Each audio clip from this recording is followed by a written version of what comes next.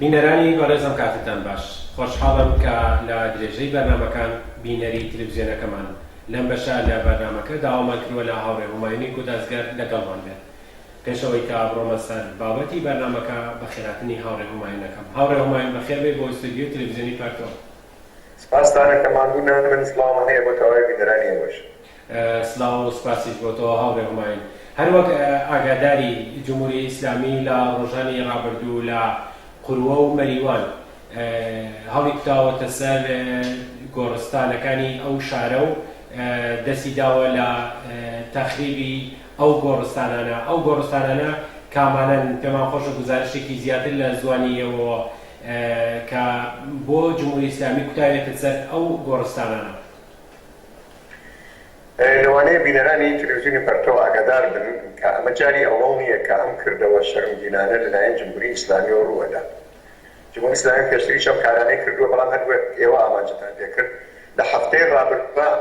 لانیکەم لە دوو شوێن لە کوردستانە، جارێکیان لە تاڵەسوار لە ئاوایی ئاڵمانە نزیکی شاری مەریوان و جارێکیان لە قوروە لە خاوەرانی شاری قوروە حمڵەیان کردووە، هێرشیان کردووە سەر مەزاری گیان بەخت کردوان و کەسانی تر کە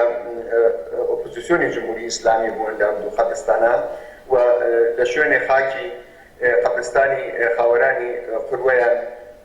هەڵ گێڕاوە و حدودی 15 سانتیمتر بە ئیسلاح خاکبەرداریان کردووە. لە تاڵەسواری مەریوانیش بەردی قەبرەکانیان شکاندووە و ئەو شتەی کە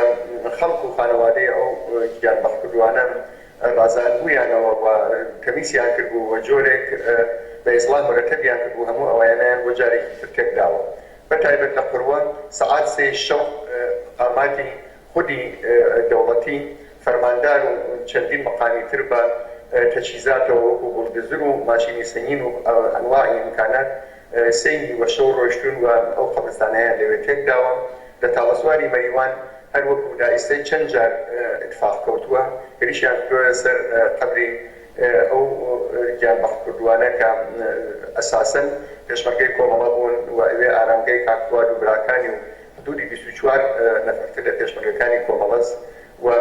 تەواوی بەردوشتەکانیان تێشکاوە بە یەکەوە بوونە سەبای باعث ناڕەحەتی خانەوادە و کەسوکار و بە تەوری کولی و سەرجەم نەفرەتی خەڵک لە شارەکانی کوردستان. ئەم خەبەرە لە زۆر شۆڕاو بووە و مردم بێزاری و نەفرەتێکی زۆریان لە جمهوری ئیسلامی وەرکەوت و وەکو ئاگادار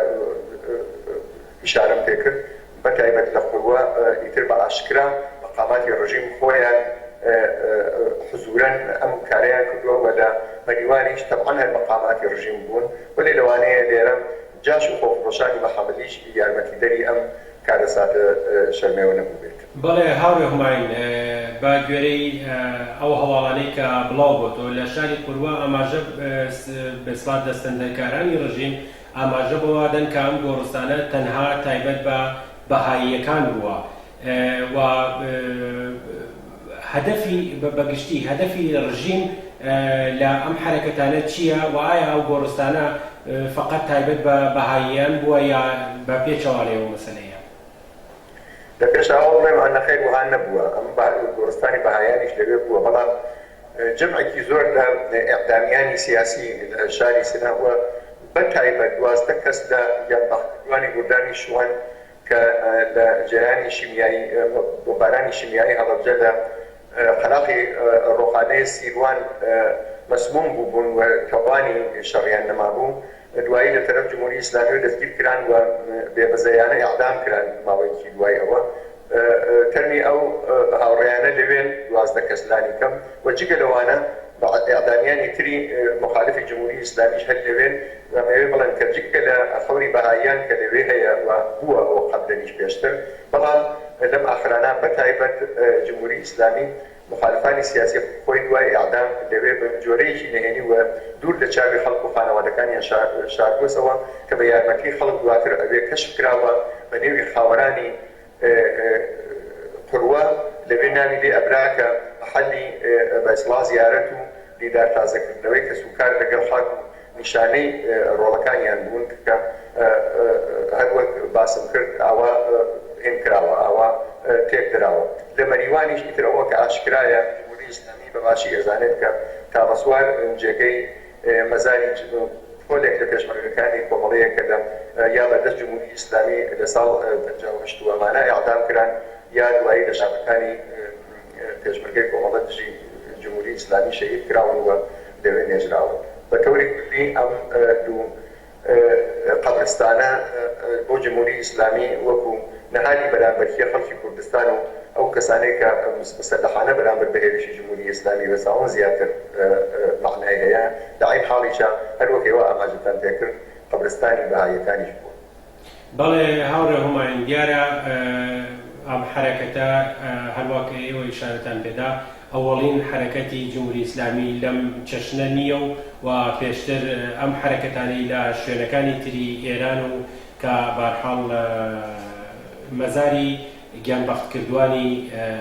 دژ بە جمهوری ئیسلامی تێدا بووە کردوویەتی بەڵام تەئسیراتی ئەم حرەکەتانی جمهوری ئیسلامی لە کۆمەلگا بەگشتی و بەتایبەت لە ناو بنەماڵەی گیانبەختکردوانە چییە؟ من پێشەوە پرسیاری جوابی پرسیارە بەمەوە ئیجازەت بدەبا لە پرسیاری قبلیە باسی ئەوە کرا کە هەدەفی جمهوری ئیسلامی چییە لە ئەم ڕەندانە من پێم وابێت بەشێکی زۆر لە یەک نەسلی گوزەشتە ئەزانین کە جمهوری ئیسلامی ئەمە جاری ئەوەڵی نییە دەسەدا بەم کارەوە زۆر کەس بە دروست ئەڵێن کە جمهوری ئیسلامی حتا لە لاشەی سەرد و دوی مبارزانی مردم ئەترسێت ئەمانە هەموو وان بەڵام بە تۆری واقعی لە تعادڵی خواگەرێکی مشخصە کە اعتراضاتی مردم کە ناڕزایەتی و نفرەتی مردم بەرامبەر بە جمهوری ئیسلامی عەلێنیەوێتەوە جمهوری ئیسلامی ئەترسێ لە بەعض کارگەری ئەترسێ لە بەعض شوێنهایە ئەترسێ لە خاوەرانەکان ئەترسێ لە مرکزی ئەو شوێنانەوە مبارزان و ڕابەرانی خەڵکیان تیا نێژراوە لەوە ئەترسێک ئەمانە بێتە بەستی جێگەی متینگ و کوبوونەوە جێگەی ئاگاهگەری و ڕۆشنگری جێگەی گێڕانەوەی داستان لە باوکەوە بۆ کوڕ و کچ لە باوپیرەوە بۆ نەوە و بێژن ئەمانە کێن ئەم قەبرانە بۆ هەن لێرە داستانی ئەم بنیادەمانە چی بووە و بە تەوری کوردی جگە لە ئەوە کە لەلایەن خانەوادەکانەوە بووە بە مرکزێک و یا شوێنێک کە تیا باسی ئەفشاگەری لە جمهوری ئیسلامی و جەنایەتەکانی ئەکرێت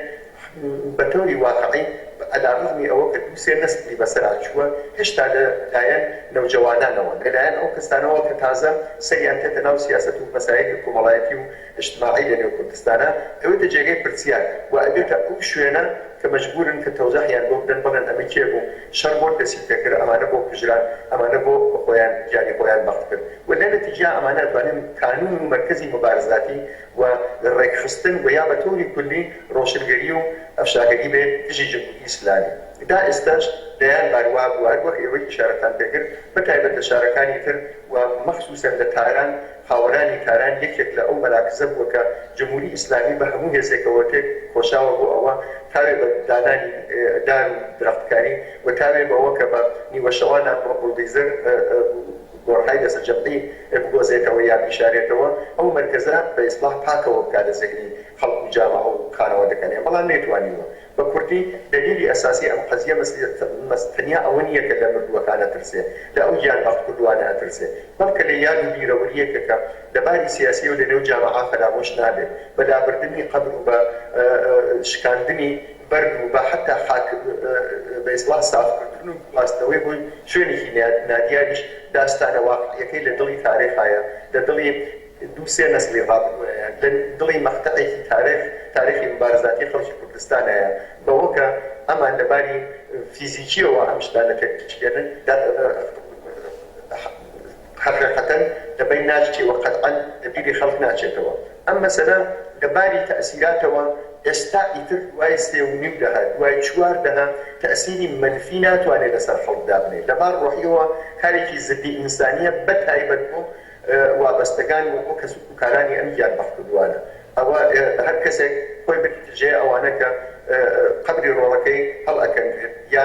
ئەوە تێک ئەدرێتەوە ئەمە دیارە لەبار ئینسانیەوە نەتەنیا ئەوان هەر مرۆڤێک هەر ئینسانێک کەس بە دڵیا تێک وە ئێش ئەگاتە دڵی ئەوە قسەی تیان نییە بەڵام لەباری معادڵەی سیاسی و ئەمانەوە جمهوری ئیسلامی زۆر لەوە پیستر بووە جمهوری ئیسلامی نەتەنیا قەبر مناڵی 16 ساڵەی نەتەنیا بەرامبەری بە تفەنگ نەگەساوە بەڵکە لەبەرەوەی ئەعلامەیەکی داوکراوە کوشتوویە ئەمە 1.2 نیە 3.4 نیە دنيا وأما هذا ذهني جامعة وخدي أو بربرية نيمتواني وتأثيرك آواكات سر ذهني جامعة لأن نتيجة أمكارش بنظر باري روحية مبارزاتية وناتواني تأثيرك آوات أو هم تكرار أو هم جناية بكات سر وري جامعة بلك بالعكس هو أنت بايز كلاكتني نفرت وقيم زيادة الجمهورية الإسلامي وأوك آدابي أعوى ابتدائي أعوى أولياء لدرحقي كسانك كمردون ولجي خاتمو شايد يسير دهية استا إترنما والنباري فيزيكي وأصلا وجود يعني أو بمزيانا لقل يعني معاملاتك بنظر من نفرتي زيادة بقوية سينة الجمهورية الإسلامي تابع أم كايب تواني وليهم بارزاتي خلق ودار بقاشة بشركة بەڵێ سپاس بۆ تەوزیحەکانت هاوڕێ هوماین بەڵام وەکو واقعیەتێک پێشتریش وتمان لە شارەکانی دیکەی ئێران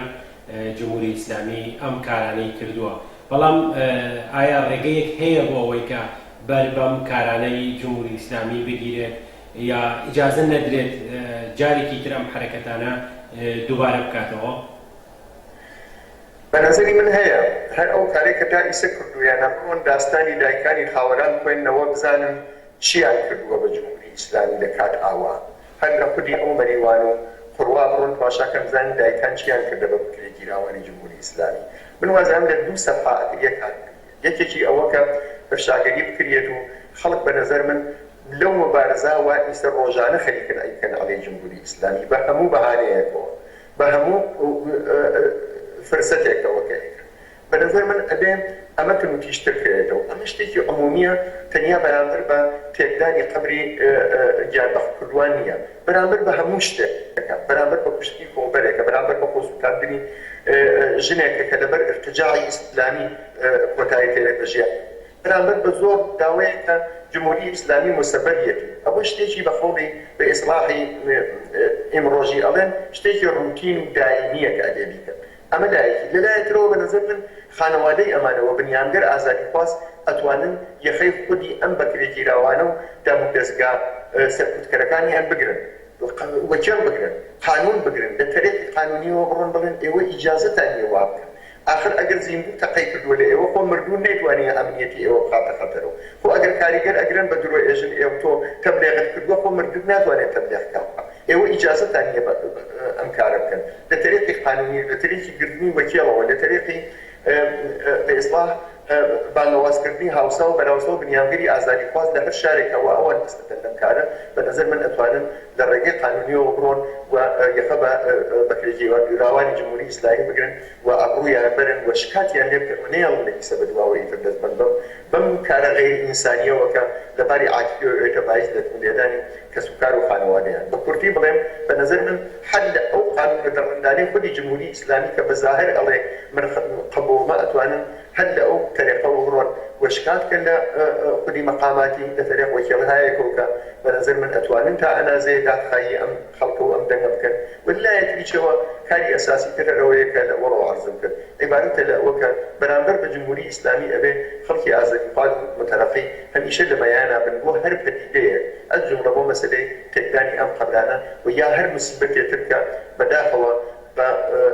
لە وەختی سەرکارهاتن جمهوری ئیسلامیەوە وەکو باران بەسەر خەڵکە ئابارەی هەموو ڕۆژێک واقعەیەک و موسیبەتێک و لەو دوای اختناقی بەسەر جامەعادا سەپاوە من پێم وابێت وانیە کارێک نەکردێت ئەکردێ بەرامبەر بە ئەم کارە حتمما هەم خانەوادە و هەم